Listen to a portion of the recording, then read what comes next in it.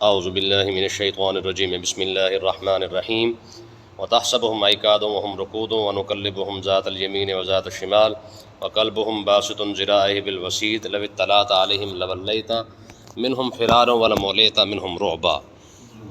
کل یہ آدھی آیت ہم نے پڑھی تھی کہ اللہ تعالیٰ نے ارشاد فرمایا کہ وہ سو رہے ہیں لیکن دیکھنے والے کو لگتا ہے کہ وہ جاگ رہے ہیں۔ آگے اللہ تعالیٰ نے ارشاد فرمایا کہ ہم نے ان کے سونے کا انتظام بھی ایسے کیا کہ وہ ان کی آنکھیں کھلی رکھی ہم نے تاکہ آنکھیں خراب نہ ہوں، اور ان کی کروٹیں بھی ہم بدلتے رہے۔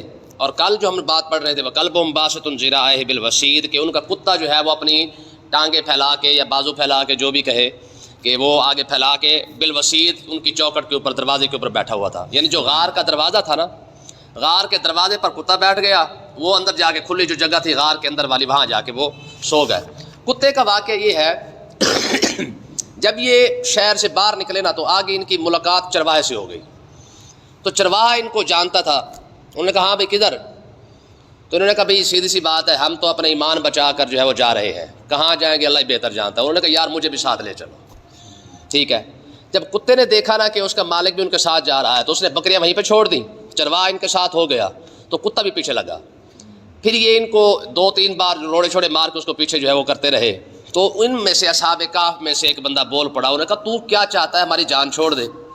تو کتا آگے سے پھر یہ بول پڑا، اس نے کہا جی مطلب ہے کہ میں آپ کی حفاظت کرنے کی خاطر آپ کے ساتھ جانا چاہتا ہوں، ٹھیک ہے جی، یہ اس کے الفاظ، ٹھیک ہے، میں آپ کی حفاظت کروں گا، میری وجہ سے آپ کو کوئی پریشانی نہیں ہوگی۔ تو چرواہے نے کہا جی اسے بھی ساتھ آنے دیں۔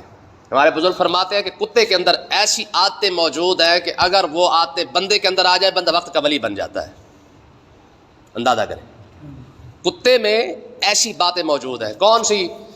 کہ ایک تو مالک کے ساتھ وفادار ہوتا ہے جبکہ بندہ رب سے وفادار نہیں ہے۔ دوسری بات فرمایا اسے تم نے روٹی دے دی ہے، کھا لی ہے، نہیں دی تو چپ کر کے بیٹھا ہوا ہے، کبھی مانگی نہیں ہے، ٹھیک ہے۔ تیسرا فرمایا تم دیکھو اندازہ کرو، چاہے مالک اسے مار مار کے جو مرضی اس کے ساتھ کرتا رہے لیکن اس کے باوجود بھی ساری رات یہ مالک کے گھر کی حفاظت کرتا رہتا ہے،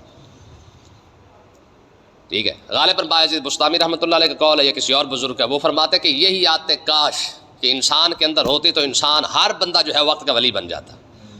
ظاہر یہی بات ہے نا جی، کتے کو دے دیا تو کھا لیا، نہیں ملا تو صبر کر رہا ہے۔ پر میں کاش یہ بات انسان کے اندر ہوتی کہ اگر رب دے رہا ہے تو شکر کر جاتا، اگر رب نے تھوڑی دیر کے لیے نہیں بھی دیا ہے تو صبر کر جاتا، میں رب پھر بھی اسے انعام عطا فرما دیتا۔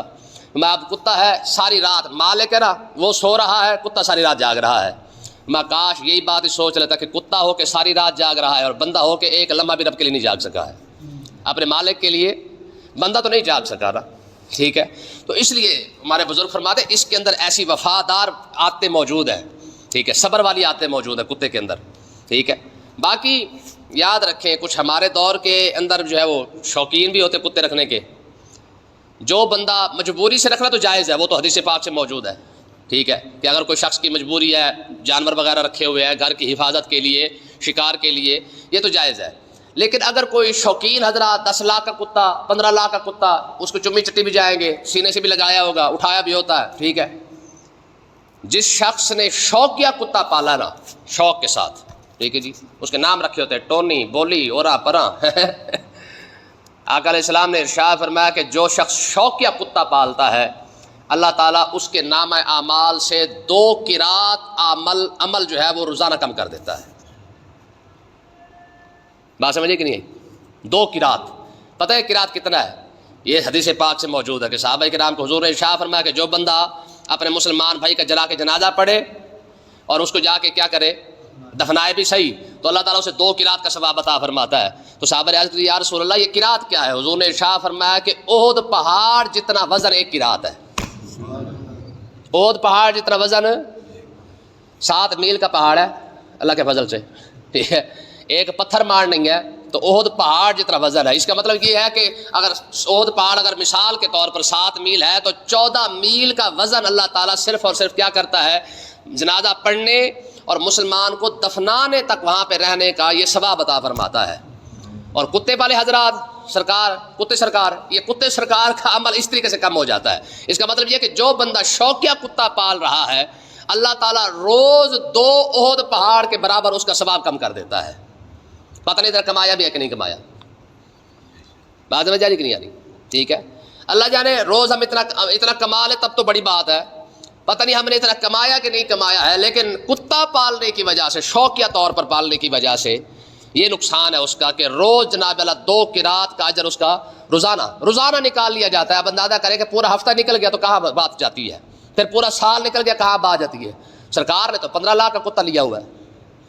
ٹھیک ہے. اس کی خوراک کا، اس کے رہنے سہنے کا، اس کے دھلانے کے لیے بندے رکھے ہوئے باقاعدہ. ٹھیک ہے.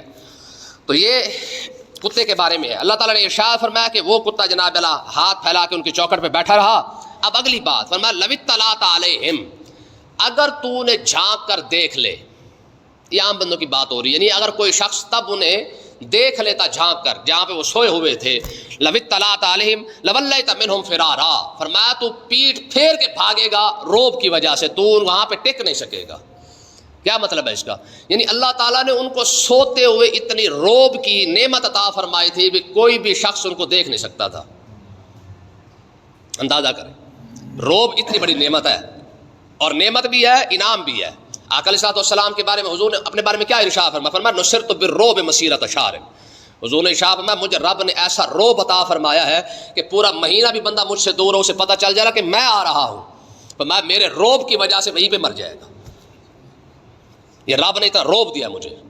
صحیح، ٹھیک ہے جی. صحابہ پر حضور کا روب کتنا تھا اندازہ کرے. حالانکہ حضور رحمت للعالمین ہے، سب کچھ ہے، لیکن اللہ تعالیٰ نے جو حضور کو روب دیا نا، صحابہ کرام کہتے ہیں کہ ہم سارا سال گزر جاتا تھا، ہم حضور سے سوال نہیں پوچھ سکتے تھے.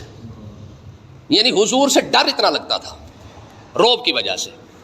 مولا علی خود فرماتے ہیں کہ میں تو انتظار کرتا تھا کہ کوئی دیہاتی آ جائے، باہر سے بندہ آئے، اس سے میں کہتا تھا کہ یار یہ فلانا مسئلہ اگر تو پوچھنے جا رہا ہے تو میرا بھی ساتھ پوچھ لینا، کیونکہ جب تو پوچھے گا تو ہم بھی ساتھ سن لیں گے.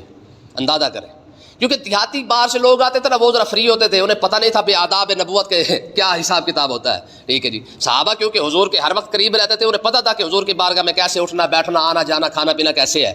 لیکن ظاہر ہے دیہاتی بندہ سامنے آ جاتا ہے تو اس کا انداز، اس کا لہجہ کچھ اور ہوتا ہے. ٹھیک ہے.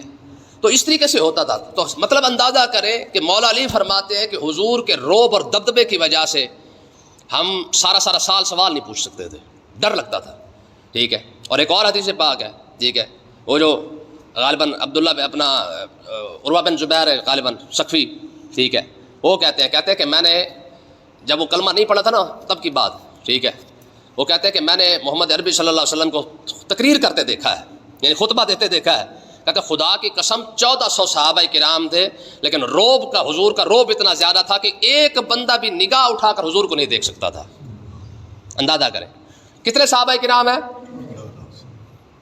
ٹوٹل صحابہ کرام جنہوں نے کلمہ پڑھا ہے حضور علیہ الصلوۃ والسلام کو دیکھ کر، ان کی تعداد کتنی ہے؟ 1,24,000 ہے. جتنے نبی ہیں اتنے صحابہ ہیں. ٹھیک ہے. 1,24,000 صحابہ کرام نے غالباً کم و بیش ہو سکتے ہیں آقا علیہ الصلوۃ والسلام کو ایمان کی حالت میں دیکھا ہے. اور کچھ صحابہ کرام جو مشہور ہیں ہمارے سامنے ہیں، ٹھیک ہے، جیسے صدیق اکبر سے لے کر نیچے تک حضرت بلال تک، یہ جو بڑے بڑے صحابہ کرام ہیں جو ان کے نام آج تک بھی ملتے آ رہے ہیں. ٹھیک ہے. یہ سارے صحابہ کرام جنہوں نے حضور کے پاس ساری زندگی گزاری ہے، لیکن اگر آپ حدیثیں پڑھ کے دیکھیں نا، کوئی اگر ان سے پوچھ لینا کہ حضور کیسے تھے، صرف چند صحابہ، 2 4 5 صحابہ کرام ہیں جنہوں نے حضور کا حلیہ مبارک بیان کیا، باقی کوئی بیان کر ہی نہیں سکتا. ٹھیک ہے. صدیق اکبر فرماتے تھے، فرمایا کوئی مجھ سے پوچھ لے کہ حضور کیسے تھے، میں بیان ہی نہیں کر سکتا. اندازہ کریں. حضرت ابو ہریرہ کتنے حدیثوں کے ماہر ہیں، لیکن حضور کا چہرہ بیان نہیں کر سکتے، روب کی وجہ سے، دبدبے کی وجہ سے. وہ کہتے کہ ہمارے پاس الفاظ ہی کوئی نہیں ہے کہ ہم حضور کا حلیہ مبارک کیسے بیان کریں. صرف چند مطلب صحابہ کرام ہیں جنہوں نے آقا علیہ الصلوۃ والسلام کا، چند بھی بلکہ نہیں کہہ سکتے، شاید 1 2 صحابہ کرام ہیں. ٹھیک ہے نا. تو انہوں نے حضور کا حلیہ مبارک بیان کیا کہ آقا علیہ الصلوۃ والسلام کے بال مبارک ایسے تھے، حضور کے جناب رخسار مبارک ایسے تھے، کان مبارک ایسے تھے، ہونٹ مبارک ایسے تھے، آنکھیں ایسی تھیں. صرف انہوں نے بس 2 4 نے بیان کیا تو کیا ہے. باقی صدیق اکبر تھوڑا ساتھ دیا حضور علیہ السلام، ساری زندگی حضور کے ساتھ گزری ہے، لیکن حضور کا چہرہ نہیں بیان کر سکے، روب کی وجہ سے، دبدبے کی وجہ سے. اسی طریقے سے سارے ہیں. تو بہرحال اللہ تعالیٰ نے ارشاد فرمایا کہ ہم نے روب کی نعمت جو ہے وہ اپنا اصحاب کہف کو عطا فرمائی کہ اگر کوئی شخص انہیں دیکھ بھی لیتا، ٹھیک ہے، تو کوئی بھی شخص جو ہے وہ وہاں پہ ٹک نہیں سکتا تھا، ڈر اتنا لگتا تھا. حضرت سیدنا امیر معاویہ رضی اللہ تعالیٰ عنہ، انہوں نے وہ غار کے قریب پہنچے تو انہوں نے ارادہ کیا کہ میں اندر جاتا ہوں، جا کے دیکھتا ہوں. تو حضرت عبداللہ ابن عباس غالباً انہوں نے ان کو روک دیا تھا. انہوں نے کہا نہ، یہ تو قرآن کی آیت نہیں پڑھی آپ نے. کہا کون سی؟ کہا یہی آیت لو اطلعت علیہم لولیت منہم فرارا. فرمایا اگر تو دیکھ لے گا تو بھاگ جائے گا. یعنی رب نے اتنا روب دیا ہے. اور پھر کیا ہوا؟ حضرت سیدنا امیر معاویہ کہتے ہیں یار کچھ لوگ اندر جائیں، جا کے ان کے حالات تو دیکھ کے آئے نا، کم سے کم پتہ تو چلے نا کیسے تھے. تو کہا آپ نہ جائیں، پھر آپ کچھ بندے بھیج دیں. تو سیدنا امیر معاویہ رضی اللہ تعالیٰ نے چند بندے اندر بھیجے، واپس مڑ کے نہیں آئے، وہیں پہ فوت ہو گئے. اندازہ کریں، یعنی یہ روب کا حال ہے. ٹھیک ہے. تو اللہ تعالیٰ نے ارشاد فرمایا وَلَمُلِئْتَ مِنْهُمْ رُعْبًا، ہم نے ان پر روب ہی بھر دیا تھا ان کا. ٹھیک ہے، کہ کوئی بندہ انہیں دیکھ نہیں سکتا تھا، یا دیکھ لیتا تو دیکھنے کے بعد جو ہے وہ پھر بھاگ ہی جائے گا یا مر جائے گا، پھر کسی کی ہمت نہیں ہے پھر دوبارہ جو ہے وہاں پہ جانے کی. آگے کیا ہوا؟ وَكَذَلِكَ بَعَثْنَاهُمْ لِيَتَسَاءَلُوا بَيْنَهُمْ. فرمایا ہوا کیا؟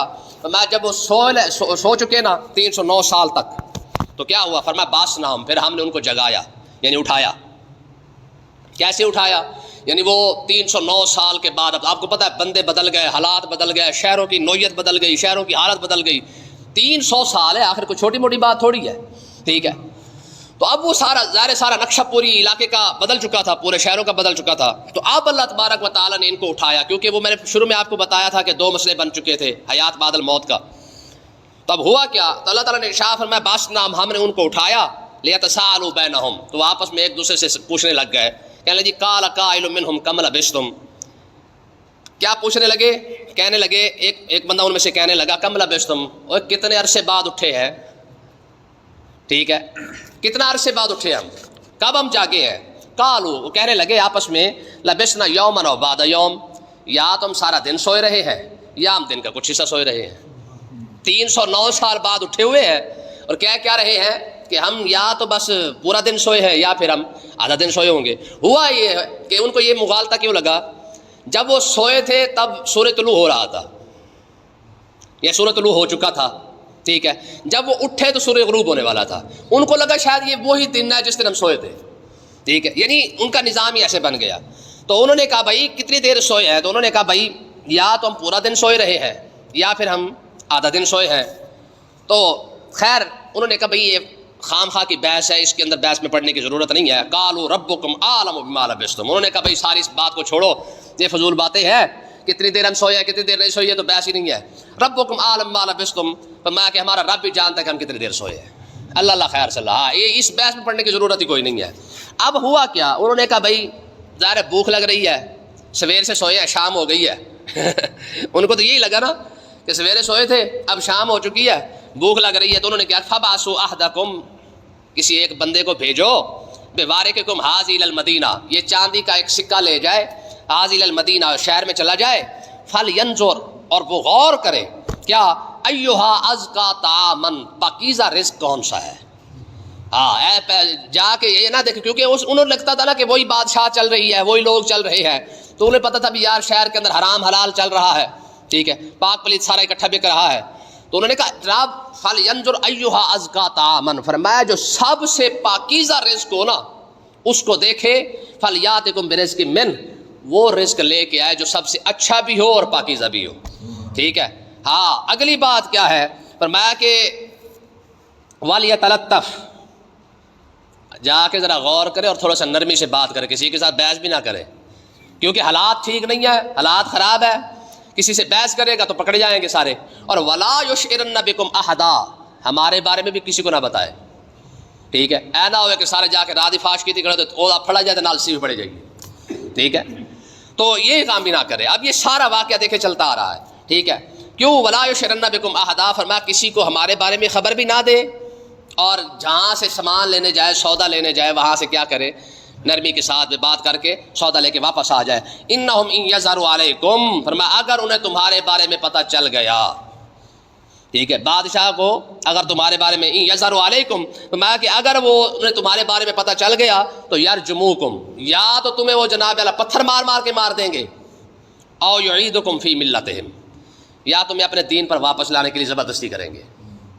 ٹھیک ہے، دیکھو یار انہیں دین کتنا پیارا تھا، ایمان کتنا پیارا تھا کہ یار ایسا نہ ہو کہ پکڑے جانے کی وجہ جان کا ڈر نہیں ہے یہاں پہ کہ ہم مارے گا تو کیا ہو جائے گا. فرمایا ان کی وجہ صرف سے یہ ہے کہ ہمیں پتھر ماریں گے، مار مار کے ہمیں مار دیں گے، یا پھر کیا کریں گے یا پھر ہمارا جناب اللہ ایمان جو ہے وہ کیا کریں گے، خراب کریں گے، ہمیں پھر دوبارہ کیا کریں گے، اپنے دین پر لانے کی کوشش کریں گے. اور اگر ایسا ہو گیا، انہوں نے ہمارے ساتھ زبردستی کر دی، وَلَن تُفْلِحُوا إِذًا أَبَدًا، میں پھر تم میں سے کوئی بھی جو ہے وہ کیا ہے کامیاب نہیں ہو سکے گا. کیونکہ اگر اتنی مشکل سے ہمیں یہ دین ملا ہے، اب یہ بھی اگر زبردستی کر کے ہم سے چھڑا لیا جائے تو پھر پیچھے کیا بچے گا.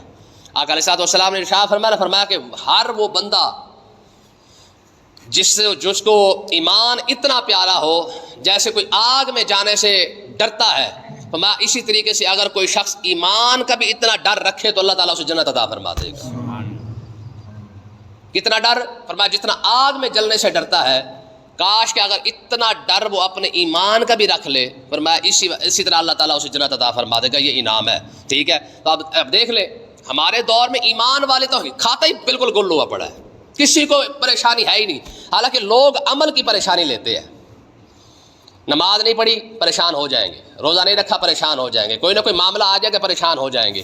لیکن ایمان کے بارے میں پریشانی کوئی نہیں ہے، چکر ہی کوئی نہیں ہے کہ یار ایمان کس چیز کا نام ہے اور کس چیز کا نام نہیں ہے. ٹھیک ہے، تو اس لیے نا یہ سارا بھی واقعہ چلتا جا رہا ہے. تو انہوں نے آپس میں بات کیا کہ انہوں نے کہا بھائی ایسا بندہ بھیجو جو ہمارا راز بھی فاش نہ کرے اور سامان بھی لے آئے. اگر ہم پکڑے گئے تو پھر ہماری خیر نہیں ہے، پھر یا تو ہم مارے جائیں گے یا پھر ہمارا دین جو ہے وہ ضبط کر لیا جائے گا، ہمیں مجبور کریں گے، زبردستی جو ہے وہ کرنے کی کوشش کریں گے. تو اس لیے اگر ہمارا ایمان چھن گیا تو سمجھ لو پھر ہمارے پلے ککھ بھی نہیں رہا. اللہ پاک سمجھنے کی توفیق عطا.